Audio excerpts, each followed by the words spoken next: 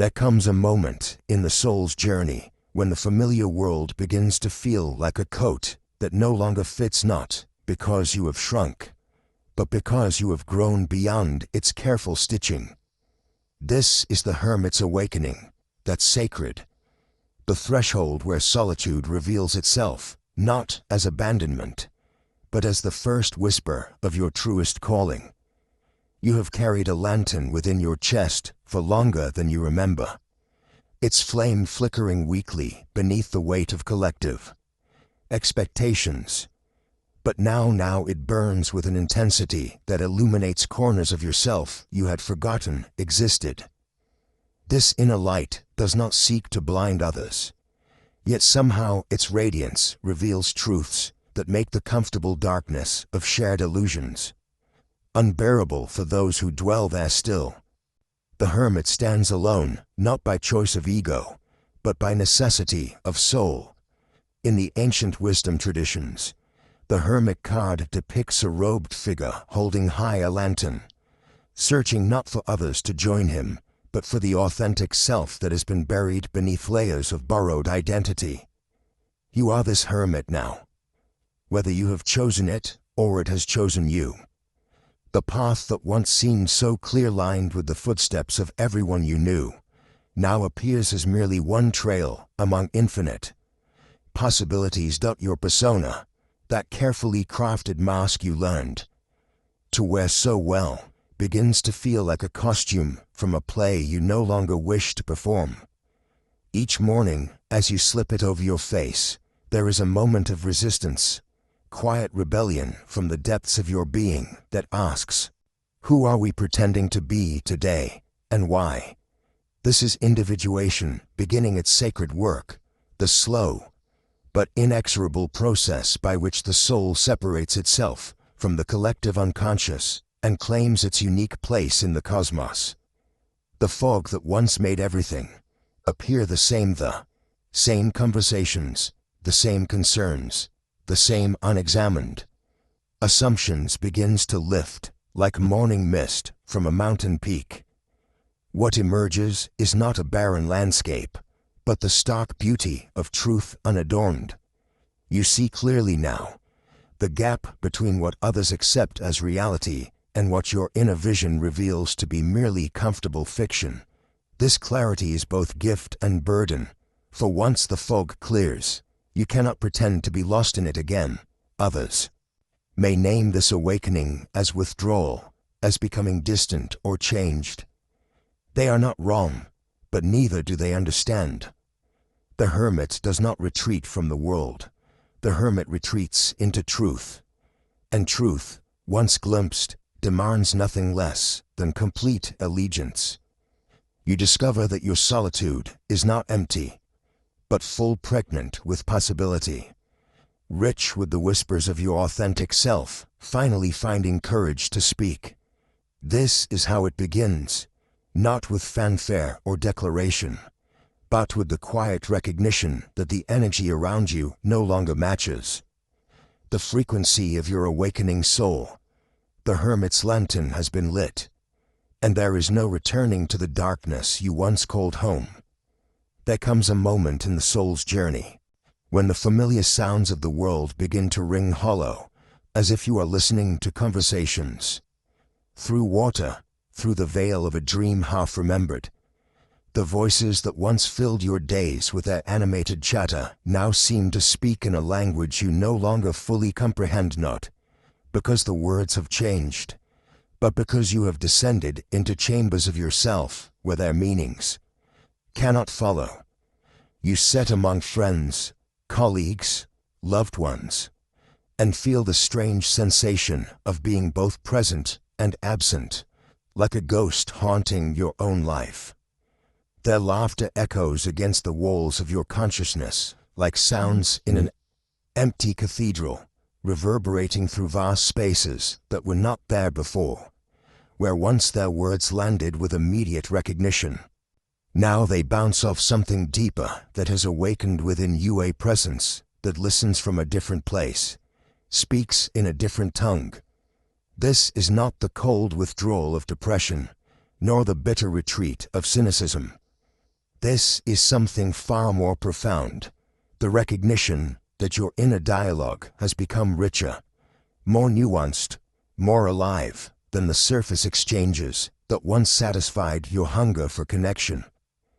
You find yourself carrying on conversations with aspects of yourself that have no names, debating with shadows that know truths your conscious mind has yet to grasp. The persona that learned to navigate social waters with such practiced ease now feels like a costume that no longer fits, a role you perform with increasing awareness of the performance itself. The shadow of isolation whispers at the edges of this recognition, suggesting that you are becoming strange, unknowable, separate from the tribe that once claimed you. It speaks of loneliness as if it were a disease, of depth as if it were a curse. But listen more carefully to what moves beneath these fears, and you will hear something else entirely, the promise of authentic connection waiting to be born from this very separateness. For you are not moving away from true communion, but toward it, not abandoning relationship, but preparing for relationships that can hold the fullness of who you are becoming. The conversations that feel hollow now were always hollow. You simply lacked the depth to recognize their emptiness. The small talk that once passed for intimacy was always a dance of surfaces. You had simply not yet discovered the rooms beneath, the floorboards of your being. This silence between words is not empty space, but pregnant pores. Not abandonment, but preparation. In the quiet chambers where your authentic voice is learning to speak, you are developing fluency in a language that few have mastered, the language of the soul speaking to soul, of depth recognizing depth, of the eternal in one person meeting the eternal in another. The isolation you fear is actually individuation disguised as loneliness. What feels like separation is the necessary withdrawal that precedes a more profound form of union. You are not losing your capacity for connection. You are developing the capacity for connections that matter, for exchanges that feed rather than drain, for conversations that honor the mystery rather than flatten it into comfortable cliches. The weight arrives without announcement, settling upon your shoulders like a cloak woven from the expectations of others. You feel it first as a subtle heaviness, a shift in the atmosphere when you enter familiar rooms. The faces that once welcomed your predictable presence now wear expressions, tinged with something unnamed, a hunger that reaches toward the light, beginning to kindle within you. Even as they cannot articulate what they seek, they sense the change before you fully comprehend it yourself. Something in your essence has begun to shift, like a tuning fork struck in a silent cathedral, and the vibration disturbs the comfortable sleep of those around you. Their unconscious minds, threatened by your awakening, begin to cast their shadows upon you with increasing intensity. These are not mere opinions or criticisms, but projections, the unlived aspects of their own souls thrown onto your emerging self like nets meant to drag you back into the familiar darkness. You become Atlas, not by choice, but by the collective unconscious demand of those who orbit your existence. Their unexpressed dreams press against your shoulders. Their abandoned hopes whisper your name in accusation. Their unlived lives, those portions of themselves they have buried beneath the acceptable face they show the world, suddenly find in you a screen upon which to project their discontent. The mother who sacrificed her artistic soul for respectability sees in your creative stirrings a betrayal of her chosen martyrdom. The friend who settled for emotional mediocrity feels your authentic expression as an indictment of their comfortable numbness. The colleague who has never dared to question the structures that confine them experiences your questioning as a threat to the very foundations of their constructed reality. This weight is not abstract, it manifests as real pressure in your chest, as fatigue that sleep cannot cure, as a heaviness that follows you into your dreams.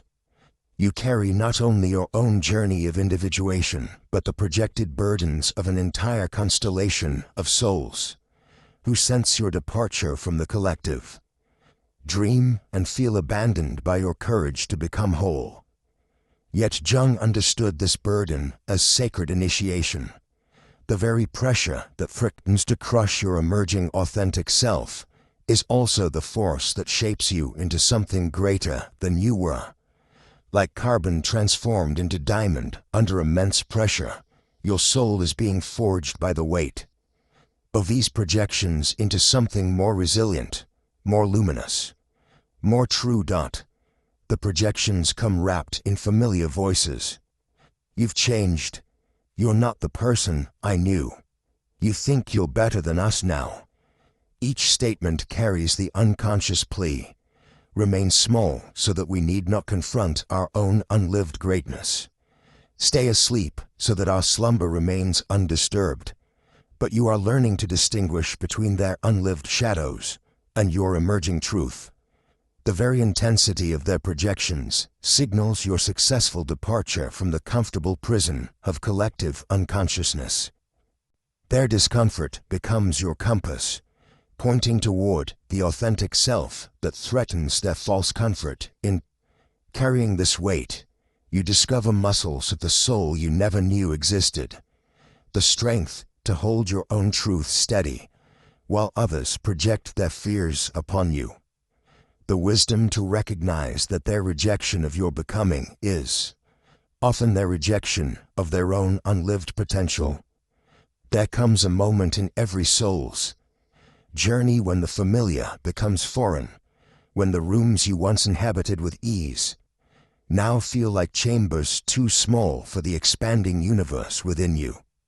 You find yourself standing at the edges of conversations that once held meaning, watching words drift past like autumn leaves, beautiful perhaps, but no longer nourishing to the deeper hunger that has awakened in your depths.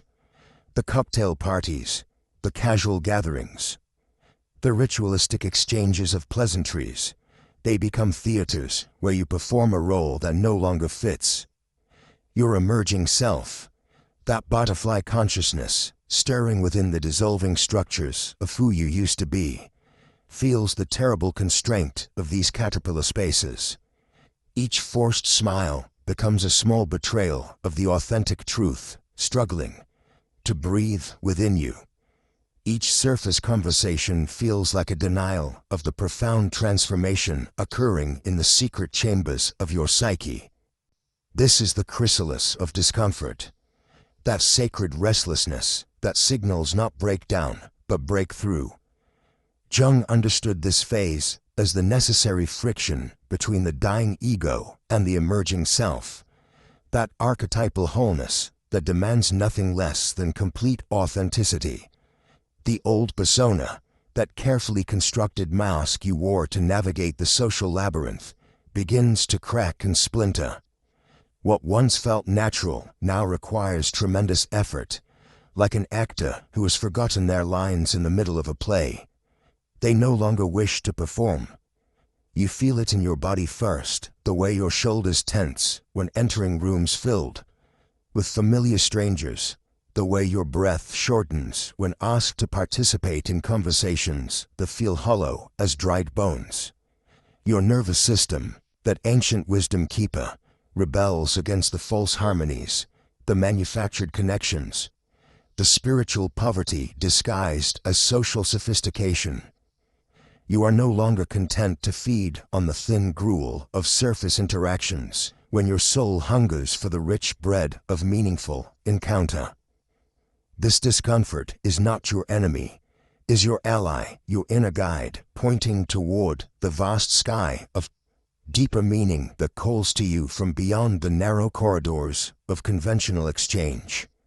The butterfly within you senses the approaching moment of emergence, and it pushes against the confining walls of the chrysalis with an urgency that cannot be ignored. Every social gathering becomes a test of your commitment to this inner transformation, a choice between the comfortable sleep of conformity and the dangerous awakening of authenticity. The sacred restlessness that moves through you is the same force that moves the seasons, that compels the seed to split its shell, that drives the river toward the sea.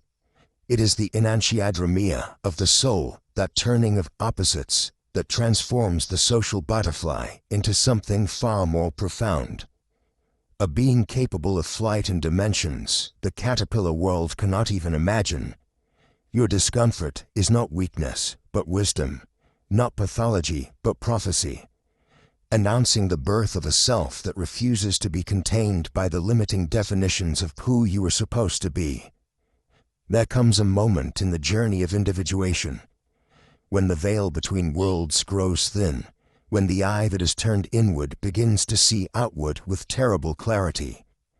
You have descended into your own depths, wrestled with shadow and flame, unemerged with something precious and dangerous, the gift of sight.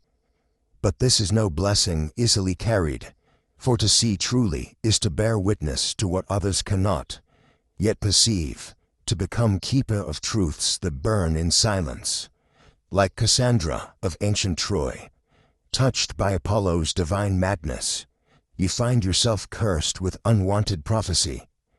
The patterns reveal themselves to you now, the hidden motivations that dance behind carefully constructed masks, the collective shadows that writhe beneath polite conversation, the archetypal dramas playing out in boardrooms and bedrooms alike. You see the husband's affair written in the angle of his shoulders before he knows it himself. You sense the friend's envy festering beneath a congratulations. You witness the slow death of dreams and eyes that still speak of hope. This oracle that has awakened within you speaks in symbols and synchronicities, in the pregnant pauses between words, in the unconscious gestures that portray the soul's true longings. You have become fluent in the language of the psyche, attuned to the rhythms of transformation that pulse through every human encounter. But when you speak these truths, when you offer the medicine of your insight, you are met with blank stares, defensive walls, the uncomfortable laughter of those who sense the accuracy of your perception, but lack the courage to face it. The burden of consciousness is this: it cannot be shared like bread broken at a table. It cannot be gifted or transferred or explained away. Each soul must make its own descent, must face its own monsters in the labyrinth of becoming. You have learned this through painful repetition, the friends who fade away rather than hear, their own reflections spoken aloud, the lovers who retreat into familiar darkness when you illuminate the corners they preferred to keep hidden, the colleagues who brand you too intense, too deep, too much. And so you learn the sacred art of discernment, the oracle's discipline of silence. Not all ears are ready for prophecy. Not all hearts can bear the weight of their own truth spoken back to them. You begin to sense who among your fellow travelers has done their own inner work, who has earned the right to receive your deepest sight. These souls glow differently in your perception. They carry the luminosity of those who have met themselves in the dark and emerged transformed. With them, you can speak freely of the underworld currencies, the shadow dynamics, the archetypal patterns that govern our seemingly random encounters. With them, your oracle finds her voice, no longer buried beneath polite convention, but honored as the sacred function she has always been. For consciousness recognizes consciousness, and truth finds its own tribe in the wilderness of human pretense. This is your initiation into the priesthood of depth, to guard your inner oracle while serving her highest purpose, to speak only when the soil is ready for the seed, to trust that your gift of sight, however lonely, is part of the great work of awakening that moves through you into the world. There is a moment in the soul's evolution when protecting your energy becomes not just necessary but sacred, a holy act of preservation that others, still living in the old paradigm of endless depletion, will surely name selfishness. They cannot see what you have begun to understand, that the well from which you have drawn water for so many has run dangerously low, and that replenishing it is not an act of withdrawal but of wisdom, like a gardener who must first tend her own soil, enriching it with compost and care, allowing it to rest between seasons. You are learning the ancient art of self-cultivation. The earth cannot give what it does not possess. The tree cannot offer shade if its roots have not found nourishment. Yet how revolutionary this seems to those who have grown accustomed to your boundless availability, your reflexive yes, your willingness to empty yourself for their filling. The boundaries you begin to set feel foreign in your mouth, strange on your tongue. For so long, your persona has been built around the architecture of accommodation, saying yes when you meant no, giving when you needed to receive, smiling when your soul was weeping. To suddenly honor your own needs without lengthy explanation or apologetic preamble feels like speaking a language you are still learning, like wearing clothes cut to fit your true shape rather than the shape others expected you to inhabit. The shadow of guilt whispers its familiar refrains. Who are you to prioritize yourself? What makes your needs more important than theirs?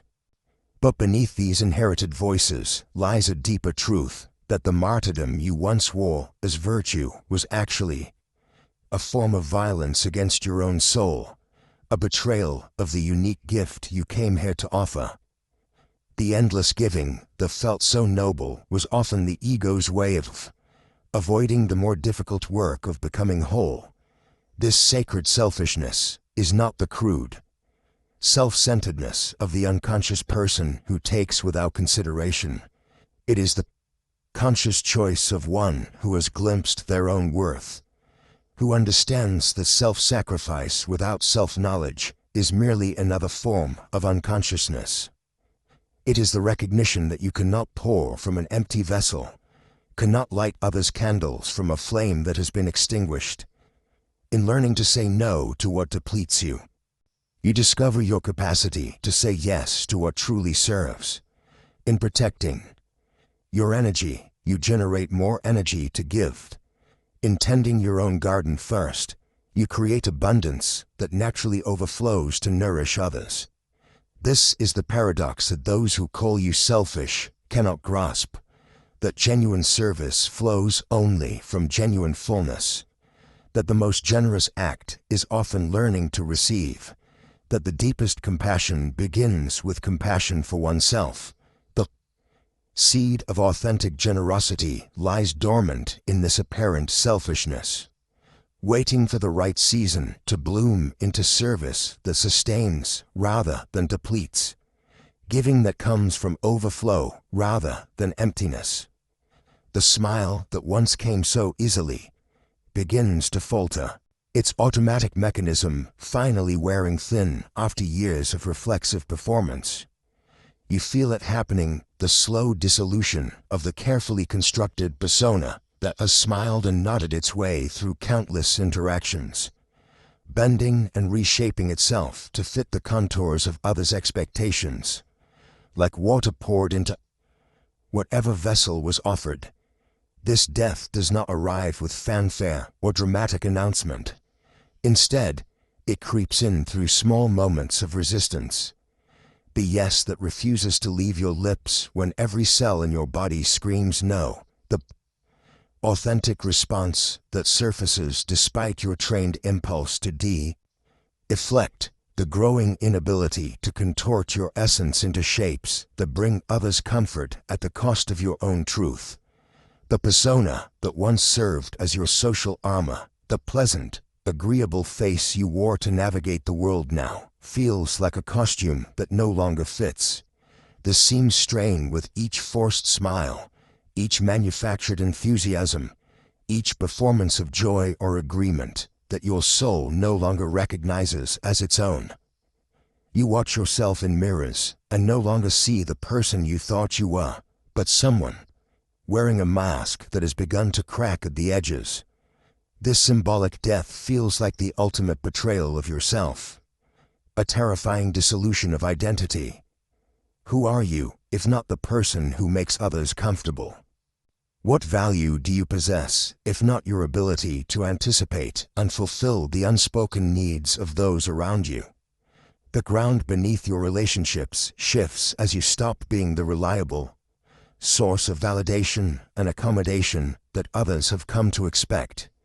Yet in this very dissolution lies the paradox Jung understood so deeply. In killing the false self, you give birth to the authentic one. Beneath the ruins of your people-pleasing persona, something raw and vital begins to emerge, the polished, acceptable version of yourself you've presented to the world. But the uncompromising truths of who you actually are, the approval you once craved like oxygen, begins to lose its power over you. That desperate hunger for external validation, the need to see yourself reflected positively in others' eyes, transforms into something more sustainable and profound. An inner validation that cannot be withdrawn by external opinion, cannot be manipulated by others' moods or judgments. This new self is vulnerable in ways the persona never was. It bleeds when cut, feels pain without the buffer of performance, experiences rejection without the cushion of false accommodation. But it also loves with authenticity, speaks with genuine voice, and moves through the world with the irreplaceable dignity of truth. In the graveyard of your people-pleasing tendencies, flowers of authentic relationship begin to bloom. Those who remain in your life after this death are those who love not your performance, but your essence, not your accommodation, but your truth. The rest, like autumn leaves, fall away naturally, making space for connections rooted in reality rather than illusion.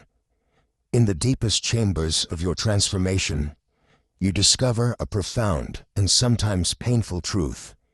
You have become a mirror.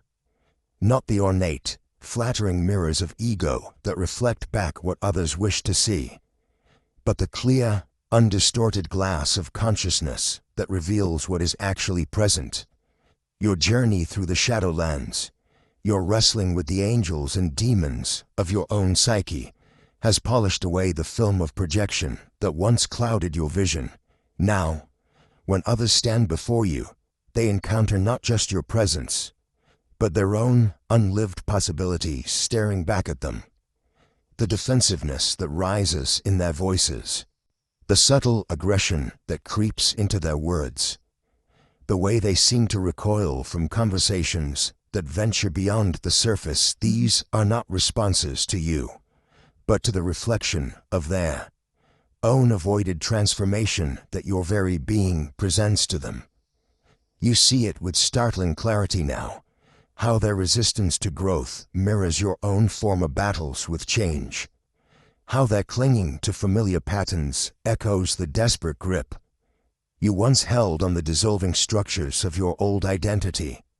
Their anger is not truly directed at you, but at the uncomfortable recognition of their own stagnation, their own refusal to answer the call that whispers from the depths of their being. Jung called this the projection of the unlived life, shadow aspect of the psyche that contains all the potential they have chosen not to actualize. In your presence, this shadow stirs, becomes restless, demands acknowledgement. Your transformation, your willingness to walk through the fire of individuation, serves as an unconscious reminder of their own capacity for metamorphosis, their own buried longing for authenticity. You witness that internal struggle without judgment, for you remember the terror of standing at the threshold of change. You understand that their defensiveness is fear wearing the mask of hostility. that their discomfort in your presence is the soul's recognition of a path they are not yet ready to walk, like a tuning fork struck in a room full of silent instruments. Your frequency awakens harmonics they have long suppressed. This is the burden and the gift of consciousness, to become a catalyst for others' potential awakening, whether they welcome it or not. Your presence alone becomes a question posed to their sleeping spirit. Will you continue to dream the comfortable dream of limitation? Or will you risk the terrible beauty of becoming who you truly are? Some will turn away, preferring the familiar prison to the unknown freedom. Others will feel the stirring of recognition, the first tremors of their own approaching transformation. You learn to hold space for both responses, understanding that each soul must choose its own timing for the great work of becoming whole. There comes a time in every soul's journey toward wholeness when the well-worn paths of others no longer serve your deeper calling. The collective highways paved smooth by countless footsteps before you begin to feel like constriction rather than comfort. You sense something stirring in the wilderness, beyond the mapped territories of acceptable life, beckoning toward uncharted territories of the self that can only be explored in sacred solitude. This is not the hollow emptiness of isolation, not the brittle loneliness that drives souls back to crowds for distraction from their own depths. This is the pregnant fullness of conscious solitude, the mystic's retreat, the hermit's cave, the prophet's desert, like the ancient ones who climbed mountains to commune with forces beyond human understanding. You discover that the most profound conversations happen when you are alone with the mystery of your own becoming. The Pathmaker's solitude is a chosen sanctuary, not an imposed exile. It is the recognition that individuation, this sacred work of becoming who you truly are, cannot be accomplished in committee. The deepest transformations happen in the silence between your heartbeats, in the space where your soul can unfurl without needing to explain itself to others.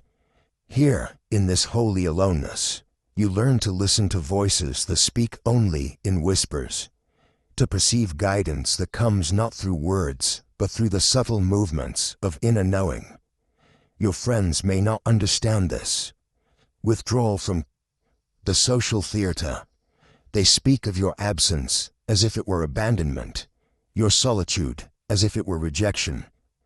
But you have discovered something they have yet to learn, that to be truly present with others, you must first learn to be fully present with yourself.